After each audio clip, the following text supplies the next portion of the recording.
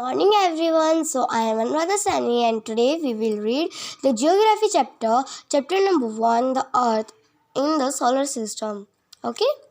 Let's start reading.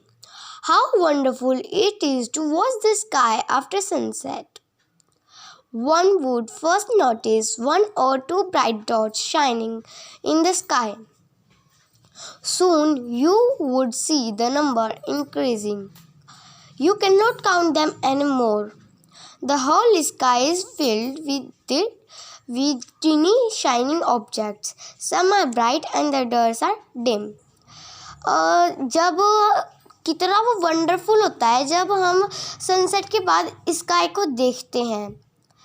आपने एक बार notice किया होगा कि आपने एक या फिर दो ब्राइट डॉट्स देख ली। आप केवल 1, 2, 3, 4, 5, 6, 7, 8 इतने कर सकते हैं, पर इससे ज़्यादा आप काउंट नहीं कर सकते।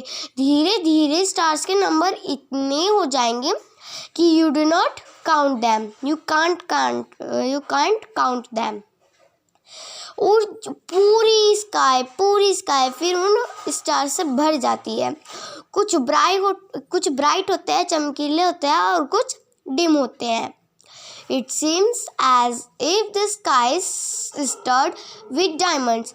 ऐसा लगता है जिस तरह जो स्काई है वो डायमंड से भर चुकी है। They all appear to be twinkling. वो बिल्कुल चमकते हैं बिल्कुल डायमंड की तरह। तो इस तरह लगता है कि स्काई पूरी डायमंड से भरी हुई है। But if you look at them carefully, you will notice that some of them do not twinkle as others do. So अगर आप उन्हें ना बिल्कुल केयरफुली देखेंगे, सावधानी पूर्वक, तो आप नोटिस करेंगे कि उनमें से कुछ ऐसे हैं जो ट्विंकल नहीं करते जैसे दूसरे करते हैं। They simply glow without any flicker, just as the moon shines. वो केवल सिंपली साधारण सी वे में ग्लो करेंगे जैसे हमारा मून ग्लो करता है। वो बिल्कुल भी फ्लिकर नहीं करेंगे। Along with these bright objects, you may also see the moon on most of the days. It may, however, appear at different times, in different shapes, and at different positions. You can see the full moon only once in about the month time. It is full moon night or Purnima. A fortnight later, you cannot see at it all. It is a new moon night or Amavasya. जैसे हम bright objects देखते हैं, moon देखते हैं, हम वो different positions और different shapes कर लेता है। पर डिफरेंट टाइम्स में डिफरेंट पोजीशंस और डिफरेंट शेप्स हो जाती हैं उसकी। आप फुल मून देख सकते हैं महीने में केवल एक बार। उसे हम कहते हैं फुल मून, या फिर कहेंगे हम उसको पूर्णिमा। या तो हम उसको फुल मून कहेंगे या फिर पूर्णिमा। किसे कहेंगे? जो फुल मून होता है, पूरा बड़ा मून होता है गोल सर्कल में। ओके। अ फोरनाइट लेटर, और कुछ दिनों बाद यू कैन सी इट। फोरनाइट हो सकता है कि 15 दिन बाद, एक महीना बाद ऐसा ही होगा। You can not see it at all, आप उसे नहीं देख सकेंगे। उसे हम कहेंगे it is a new moon night और अमावस्या। या तो हम उसे न्यू मून कहेंगे या फिर अमावस्या। देखो, जिस दिन ना मून निकलता है उस दिन तो पूर्णिमा कहते हैं या फिर फुल मून। और जिस दिन हमें मून दिखाया ही नहीं देता वो न्यू मून कहलाता है, और अमावस्या। Okay. On this day you can watch the night sky best. आप अमावस्या में स्काई को बेस्ट देख सकते हैं, provide it is a clear night, क्योंकि वो एक क्लियर नाइट होती है। अमावस्या के दिन आप स्काई को अच्छे से देख सकते हैं। Do you wonder why can't we see the moon and all those bright teeny objects during daytime? क्या आपने सोचा है, कभी आपने वंडर किया है कि हम दिन में उन ब्राइट चीज़ों को, यानी कि स्टार्स को और मून को हम क्यों नहीं देख पाते? इट इज़ बिकॉज वह इसलिए होता है the very bright light of the sun does not allow us to see all these bright objects of the night sky. देखिए, जो हमारे चांद होते हैं, सितारे होते हैं, मून और जो हमारे स्टार्स होते हैं वो अपनी जगह पर ही रहते हैं, वो नहीं हिलते। ओके, वो नहीं हिलते, स्टार्स नहीं हिलते, मून हिलता है। ओके, मून घूमता है अर्थ के चारों ओर, बट जो स्टार्स होता है वो वहीं पे ही रहते हैं। अब आपने कभी ये सोचा है कि आपको दिन में मून स्टार्स क्यों नहीं दिखाई देते? ये तो आप सबको पता ही होगा कि जो मून है वो सन की लाइट से होता है। मून के पास अपनी कोई लाइट नहीं होती, और सन भी एक स्टार है, और जो स्टार होते हैं उनके पास अपनी लाइट होती है। तो जब सन निकलता है, हमारी अर्थ सन के सामने आती है, तो हम सर को इसलिए नहीं देख पाते क्योंकि मून के पास रोशनी है ही नहीं, वो चमक नहीं पाता। और सन की इतनी ज़्यादा लाइट है कि जो स्टार्स है वो उस लाइट के सामने धीमे पड़ जाते हैं। अभी फॉर एग्जांपल, अगर आप अपनी टॉर्च, आपके पास सभी के घर में टॉर्च तो होगी ही, आप अपनी लाइट ऑफ कीजिए, रूम की जो लाइट है वो ऑफ कीजिए और टॉर्च ऑपर कीजिए। सो अपने घर में टॉर्च ऑपर कीजिएगा और लाइट ऑफ करिएगा, तो आप देखेंगे कि टॉर्च की जो लाइट है वो चमक रही है, वो दिखाई दे रही है। और फिर अपनी जो रूम की लाइट है वो ऑफ करिए, तो देखेंगे कि टॉर्च की जो लाइट है वो हमें दिखाई नहीं दे रही। ऐसे ही यहाँ पर जो आपके रूम की लाइट है वो यहाँ पर सन हो जाती है, और जो टॉर्च है वो मून और बाकी स्टार्स हो जाते हैं। ओके, जैसे टॉर्च की लाइट कहीं नहीं जाती, वैसे ही स्टार्स भी कहीं नहीं जाते, बस वो मून की लाइट में दिखाई नहीं देते। Okay, so now the sun, the moon and all those objects shining in the night sky are called celestial bodies. जो सन होता है, मून होता है, स्टार्स होता है, और जो शाइनिंग करने वाले हर एक ऑब्जेक्ट हमें नाइट में दिखाई देते हैं, वो सब कैलिस्टल बॉडीज कहलाते हैं। Some celestial bodies are very big and hot. जो कुछ कैलिस्टल बॉडीज हैं वो बहुत बड़े होते हैं और बहुत गर्म, हॉट होते हैं। They are made up of gases, जो गैसेज से बने हुए होते हैं। They have their own heat and light, और उनके पास अपनी हीट होती है और लाइट होती है। Which they emit in large amounts, जो उनके पास लार्ज अमाउंट में होती है। Okay, these celestial bodies are called stars, और उन कैलिस्टल बॉडीज को हम स्टार्स कहते हैं। The sun is a star, मैंने अभी आपको बताया था the sun is a star. Sun एक स्टार है। Countless twinkling stars in the night sky are similar to the sun. जो काउंटलेस यानी कि जिन्हें आप काउंट नहीं कर सकते, वो ट्विंकलिंग स्टार नाइट में सन के सिमिलर ही है, सन के जैसे ही है। But we do not feel their heat, बस हम उनकी जो हीट होती है वो फील नहीं कर पाते, और उनकी लाइट को। And they look so tiny, और वो बहुत छोटे छोटे क्यों दिखाई देते हैं? Because they are very far from us, क्योंकि वो हमसे बहुत ही ज़्यादा दूर है। Okay, come on next page. It is page number 2. Okay, you must have noticed that all objects look smaller when seen from a distance. आपने notice किया ही होगा कि जब हम किसी चीज़ को दूर से देखते हैं वो बहुत ही स्मॉलर दिखाई देती है, स्मॉल दिखाई देती है। जो चीज़ बहुत बड़ी भी होती है, अगर उसे डिस्टेंस से देखा जाए तो वो छोटी दिखाई देती है। How small an aeroplane looks when it is flying at a great height. अभी देखिए, जब एरोप्लेन बहुत ऊंचा चला जाता है तो कितना छोटा दिखता है ना।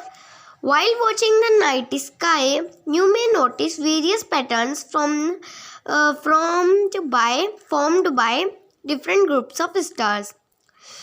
जब आप नाइट स्काई देखते हैं तो आपने नोटिस किया ही होगा कि आपने कुछ वेरियस अलग अलग पैटर्न देखे होंगे स्टार्स के ग्रुप से बनाए हुए, फॉर्म्ड यानी कि बने हुए या फिर बनाए हुए. These are called constellations. और जो ग्रुप ऑफ स्टार्स होते हैं उन्हें हम कॉन्स्टेलेशंस कहते हैं. Ursa Major और big bear is one of such collection. जो Ursa Major है और बिग बियर है वो उनमें से एक ही कलेक्शन का एक ही कॉन्स्टलेशन का नाम है बिग बियर या फिर Ursa Major. ये कॉन्स्टलेशन है. Okay. One of the most easily recognisable constellation is the Saptarishi. Sapta meaning 7 and rishi meaning sages. इनमें से एक जो बहुत इजीली दिखाई देता है और पहचान में भी आ जाता है कॉन्स्टलेशन है सप्तऋषि. सप्त यानी कि 7 और ऋषि यानी कि सेजेस यानी कि साधु. ऋषि को साधु कहते हैं. जो 7 ऋषियों का ग्रुप होता है. It is a group of 7 stars. ये 7 स्टार्स का ग्रुप होता है. ओके. ये देखिए, it is the group of 7 stars. Okay. That forms a part of Ursa Major constellation. इसमें ही एक पार्ट Ursa Major का भी बनता है. ओके. Ursa Major कॉन्स्टलेशन का भी इनमें से एक पार्ट बनता है. Ask someone elder in your family or neighbor to show you more stars. अपने जो एल्डर है फैमिली में या फिर नेबर हैं उनसे कहिए कि आपको ज़्यादा से ज़्यादा स्टार्स दिखाएं, प्लैनेट्स दिखाएं और कॉन्स्टलेशन दिखाएं स्काई में. ओके. जिस तरह आप अर्थ पर हैं और आपको प्लैनेट्स देखने हैं तो टेलीस्कोप होता है, जो बहुत अच्छा टेलीस्कोप होता है, उससे आप अदर प्लैनेट भी देख सकते हैं. In ancient times, people used to determine direction during the night sky with the help of stars. पहले के समय में जो पीपल होते थे वो डायरेक्शन देखने के लिए हेल्प लेते थे स्टार्स की. The north star indicates the north direction. जो हमारा नॉर्थ स्टार होता है वो हमें नॉर्थ डायरेक्शन बताता है. Okay. It is also called the pole star. और ये पोल स्टार भी कहलाता है. It always remain in the same position in the sky. वो हमेशा एक ही पोजिशन में रहता है स्काई में. वो अपनी कभी भी पोजिशन चेंज नहीं करता. We can locate the position of the pole star with the help of the Saptarishi. Okay. हम पोल स्टार के लोकेशन सप्तऋषि के हेल्प से देख सकते हैं. Look at the figure 1.1. It is the figure of 1.1. You will notice that if an imaginary line is drawn joining the pointer stars and extended further, it will point to the pole star. See this. This is the Saptarishi. I have already told you. The two stars we can see. In the direction of 2 stars, there is the north star called pole star. Okay. It is the north direction. Okay. Some celestial bodies do not have their own heat and light. और जो कुछ celestial bodies होते हैं उनके पास अपनी heat और light नहीं होती. They are lit by the light of stars. और जो stars की light लेते हैं उन्हें स्टार्स की लाइट की आवश्यकता होती है. Such bodies are called planets. और उन्हीं में से एक है planet. The word planet comes from the Greek word प्लैंटिया विच मीन्स वंडर्स. ओके. जो ये प्लैनेट वर्ड है ये आया है ग्रीक लैंग्वेज में से. कहा जाता है जो ग्रीक में कहा जाता है प्लैंटिया, जिसका मतलब होता है वंडर्स. जो प्लैनेट होता है वो घूमते रहता है ना सन के चारों ओर, तो ये प्लैनेट वर्ड वहाँ से निकल कर आया है. Okay. The earth on which we live is a planet, और जहाँ हम रहते हैं, अर्थ पर हम रहते हैं, वो भी एक प्लैनेट है. It gets all its heat and light from the sun, और जितनी भी उसकी हीट और लाइट होती है वो सब सन से लेता है. प्लैनेट अर्थ है, सब सन से लेती है. Okay. Which is our nearest star, जो हमारा सबसे पास का स्टार है वो क्या है, वो कौन सा है. If we look at the earth from a great distance, say the moon, it will appear to be shining just as the moon. Okay.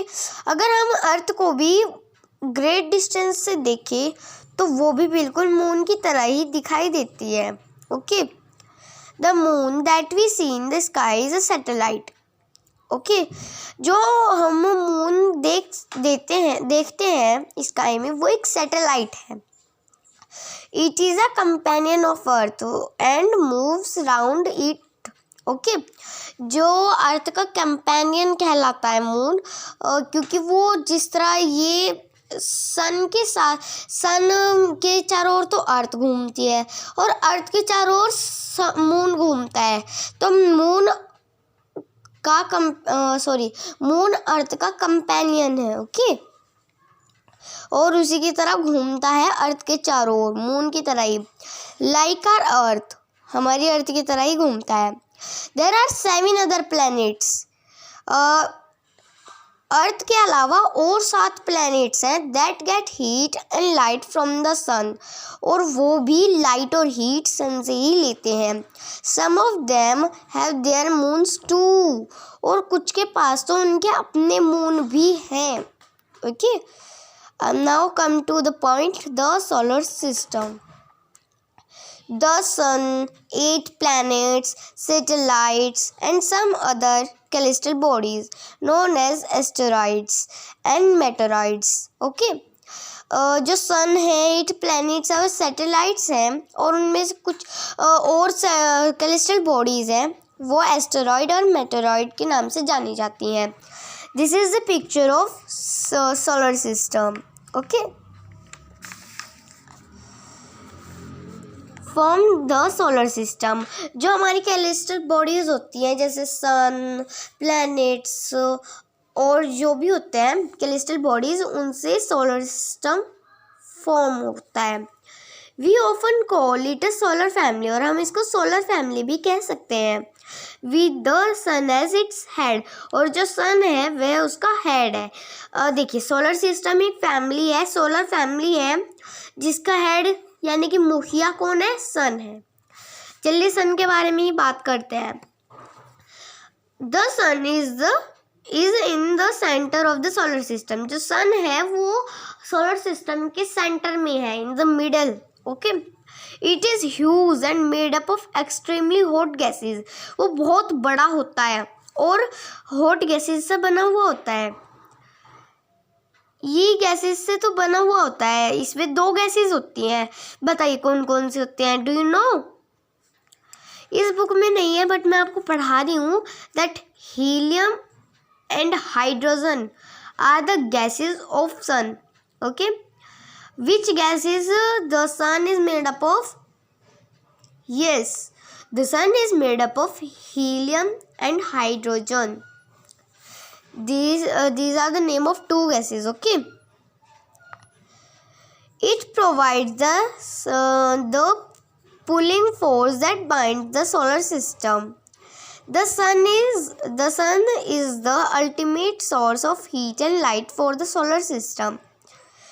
जो सन है वो एक सोर्स है सोलर सिस्टम के लिए हीट एंड लाइट का. But that tremendous heat is not felt so much by but जो heat है वो एकदम से इतनी ज़्यादा नहीं फैलती, because despite being a nearest star, क्योंकि हमारे नियरेस्ट स्टार है. It is far away from us, वो हमारे बहुत फार है, बहुत दूर है. The sun is about 150 million kilometre away from the earth. Sun हमसे कितनी दूर है? यस, वो हमसे 150 मिलियन किलोमीटर दूर है। Now come to the planets. There are 8 planets in our solar system. In order of their distance from the sun, they are Mercury, Venus, Earth, Mars, Jupiter, Saturn, Uranus, and Neptune. An easy way to memorize the name of the planets in order of their distance from the sun is, अगर आपको ये इनके order से इनके नाम learn नहीं हो रहे तो इस सेंटेंस से आप लर्न कर सकते हैं। ये तो आपको याद रहेगा ही। My very efficient mother just served us nuts. M for Mercury, V for Venus, E for Earth, M for Mars, J for Jupiter, S for Saturn, Uranus, and then Neptune. Okay. All the 8 planets of the solar system move around the sun in fixed path. जो 8 planets है solar system के, वो सन के around घूमता है fixed path पे। ये नहीं कि कोई इधर तो कोई इधर, ऐसे नहीं होगा। अगर ऐसे होगा तो 2 प्लैनेट के बीच में टक्कर हो जाएगी और फिर वो प्लैनेट्स खत्म हो जाएंगे। ओके, इसलिए वो एक फिक्स्ड पाथ पर घूमते हैं अपने। This fixed path are called orbits. Okay, जो वो फिक्स पाथ होता है उसे ऑर्बिट कहते हैं। और ऐसा भी नहीं कि वो सब ना सर्कल में घूमते हैं, वो सब कुछ ओवल टाइप में घूमते हैं, जैसे एग की शेप होती है वैसे। Mercury is nearest to the sun. Mercury जो है सन के बहुत ज़्यादा नियरेस्ट है। Okay, it takes only about 88 days to complete 1 round along its orbit. वो केवल 88 डेज लेता है अपने ऑर्बिट को एक राउंड कंप्लीट करने में। हमारी अर्थ तो 365 डेज लेती है। और जो सन के चारों ओर घूमा जाता है वो तो होता है रिवॉल्यूशन। देखिए सन जो अर्थ होती है वो 2 टाइप से घूमती है। वो सन के चारों ओर 2 टाइप से घूमती है। एक तो ऐसे ऐसे सर्कल में घूमा जाता है। ओके, इसे तो हम रिवॉल्यूशन कहते हैं। रिवॉल्यूशन से क्या होता है? रिवॉल्यूशन से तो सीजन चेंज होते हैं। The revolution cost season change. Okay, और जो अर्थ होती है वो वहीं के वहीं यूं भी घूमती है। यूं भी वो घूमती है, जिससे डे एंड नाइट होता है। रोटेशन कॉस्ट, इसे हम रोटेशन कहते हैं। The rotation caused day and night. Rotation से डे एंड नाइट होता है। Okay okay, you understand the topic of revolution and rotation? So now come again where we, yes, Venus is considered as Earth's twin because जो Venus है वो considered किया हुआ है Earth's twin के लिए। अर्थ ट्विन के लिए वो क्यों कंसिडर्ड किया हुआ है? बिकॉज, क्योंकि its size and shape are very much similar to that of the earth. जो वीनस का साइज है और शेप है वो सिमिलर होने के कारण वीनस को अर्थ ट्विन भी कहा जाता है। Okay, till recently, August of 206, Pluto was also considered as a planet. 2006 अगस्त तक ये प्लूटो भी एक प्लैनेट था। However, in a meeting of the International Astronomical Union, a decision was taken that Pluto, like other celestial objects discovered in recent past, may be called dwarf planets. 2006 अगस्त तक Pluto भी एक planet था। जब international astronomical की union meeting हुई थी उसमें Pluto को बाहर निकाल दिया गया था सोलर फैमिली से, क्योंकि वो एक तो ड्वार्फ प्लैनेट था, यानी कि बोना, ड्वार्फ मीन्स बोना। वो एक तो छोटा प्लैनेट था और उसका कोई फेस स्पैन नहीं था। वो कभी सोलर फैमिली के अंदर आ जाता था, और कभी बाहर चला जाता था, तो इसीलिए उसे सोलर फैमिली से बाहर निकाल दिया था। Now come to earth. So we talk about the Earth. The Earth is the third nearest planet to the Sun. In sequence of the planets, the Earth is the third of the planets. Okay, but अगर in size it is fifth largest planet, और अगर size में देखा जाए तो Earth fifth largest planet है. Okay. It is slightly flattened at the poles.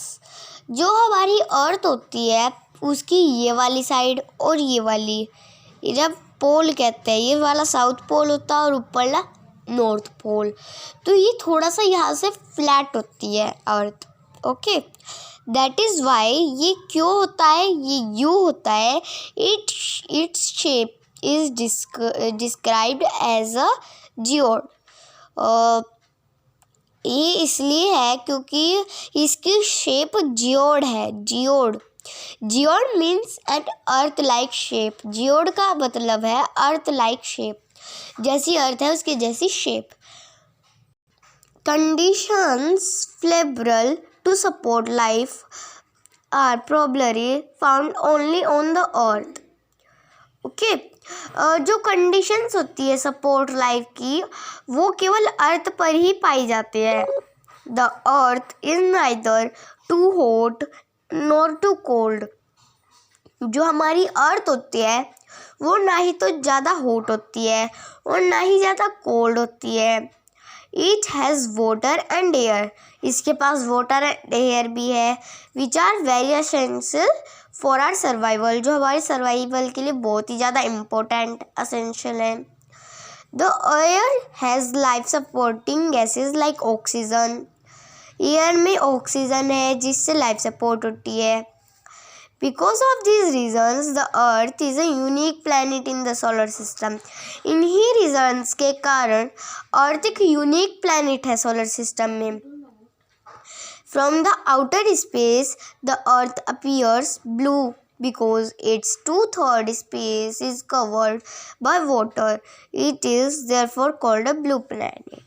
अगर हम स्पेस में जाकर अर्थ को दिखे तो वो ब्लू दिखाई देती है, बिकॉज जो 2/3 उसका पार्ट है वो वाटर से फिल हुआ है, कवर्ड बाय वाटर, तो इसे ब्लू प्लैनेट भी कहा जाता है. Okay, now come to moon. Earth has only one satellite. Our Earth has only one satellite, that is the moon. Its diameter is only 1/4 that of the Earth. It appears so big because it is nearer to our planet than other celestial bodies. ये हमें बड़ा क्यों दिखाई देता है? ये इसलिए दिखाई देता है क्योंकि ये हमारी अर्थ के बहुत ही पास है, और जो अदर कैलेस्ट्रल बॉडीज़ हैं वो दूर होती है, इसलिए वो छोटी दिखाई देती है. It is about 3,84,400 kilometre away from अस. अब देखिए, जब हमारा मून हमसे 3,84,400 किलोमीटर दूर है, तब भी वो हमें इतना बड़ा दिखाई देता है. तो आप मून का कंपेयर कीजिए, वो 150 मिलियन दूर है, यानी कि सन कितना बड़ा होगा. Now you can compare the distance of the earth from the sun and that from the moon. Okay, the moon moves around the earth in about 27 days. जो अर्थ के चारों ओर मून राउंड लगाता है वो 27 डेज में कंप्लीट हो जाता है. It takes exactly same exactly the same time to complete one spin. Okay. As a result, only one side of the moon is visible to us on the earth. The moon does not have conditions favorable of life. Moon के पास वो conditions नहीं है जिसपे life support हो सके. It has mountains, plains and depressions on it. पर फिर भी वो हमारा मून नहीं कह, वो फिर भी वहाँ पर वो लाइफ सपोर्ट करने के लिए वो कंडीशंस नहीं है. वहाँ पर एयर नहीं है ना.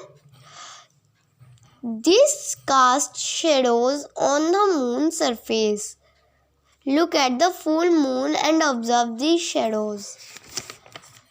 सी these shadows.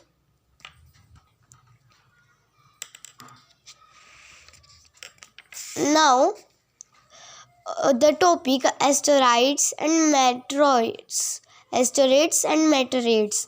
The topic we will do in next video. Okay. Goodbye, everybody.